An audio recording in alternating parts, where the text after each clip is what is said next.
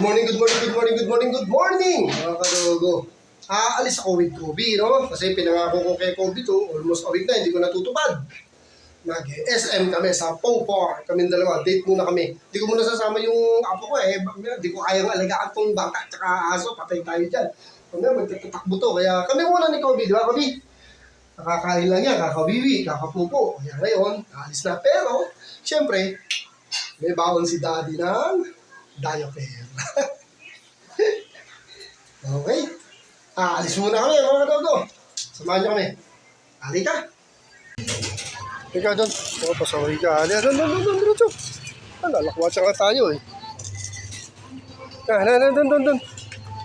Kulit mo, Kobe ha. Yan ang problema kay Kobe. Medyo takot pag may sasakyan na. Okay? Halika, Kobe. Hintay ka lang dyan ha. Bibili lang tayo sa atin ha. So, ano mo, nainip ka na. Saglit lang tayo dito. May inquire lang tayo kahoy ha. Dali lang tayo, Kobe. Ayan na. Sa SM na tayo. Ayan na. Dali. Okay, dali. Okay. Inabutan na tayo ng ulan. Kobe. Ayan, nilagyan ko muna ng diaper para makapasok tayo sa mall. Papasok pag wala kang diaper, Kobe. Okay. Oh, namili pa na entrance. Ayaw dun sa kanina. Gusto dito. Ewan ko bakit ganito to. Namili ka pa na entrance. Wow, diaper ha.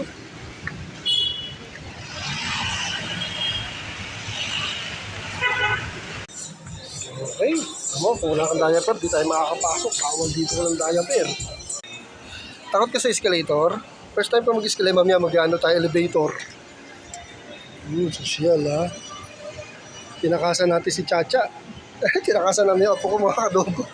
Hindi ko kasi kaya alagaan bata tsaka mamaya. Ito, hindi ko alam kung paano sistema na ito. Kaya magwala rin, di ba? Pero excited sobra, magtatatakbo doon. I-unleash ko siya eh. Ayan na, manapin tayo, Kobe. Hindi ka sanay sa escalator. O ngayon, i-elevator kita. Try natin. Ay, doon. Escalator na lang tayo. Yan. So, ayan na naman. Matatakot na naman. Ayan, sanay ka na umakit na escalator eh. Okay, tamo, relax pa. O, ngayon, hinihila-hila mo pa ako. Ay, nako, Kobe, saan tayo nakakarating. Ayun o, yung toy dog doon, ang liit-liit, tapang-tapang. Takot tong Kobe na to. Tapang ng toy dog eh. Hindi, mataho lang siya. Kaya lang talagang mabait lang tong aking aso. Mahal na mahal ko tong Kobe na to. Di ba, Kobe? Halika na. Gusto mo, Kobe, try natin mag-elevator. Ayaw naman ni Kobe mag-elevator. Hinihila ako. Sige na, hindi na. Baka mamaya pagbaba na lang. Ayun na yung pop-park. Dali. Excited. Nangihila pa. Ano, parang alam mo kung saan tayo pupunta. Ayun ang pop-park, Kobe. Lika, ang gulo tayo dito. Alam mo, ito sa SM, napaka-friendly sa mga hayop specials na dog.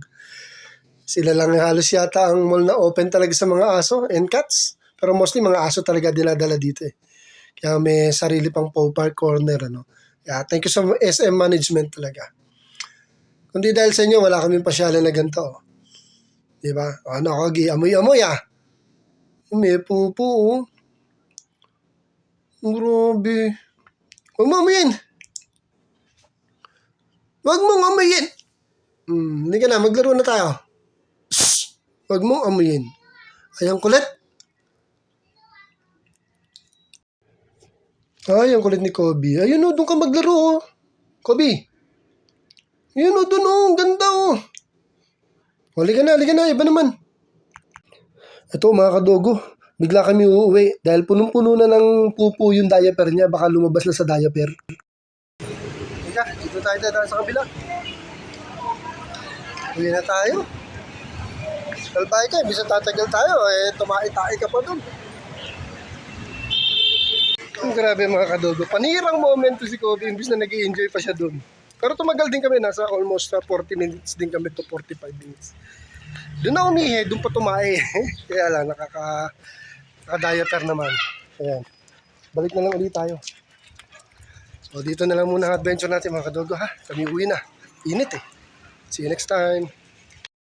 Thank you for watching.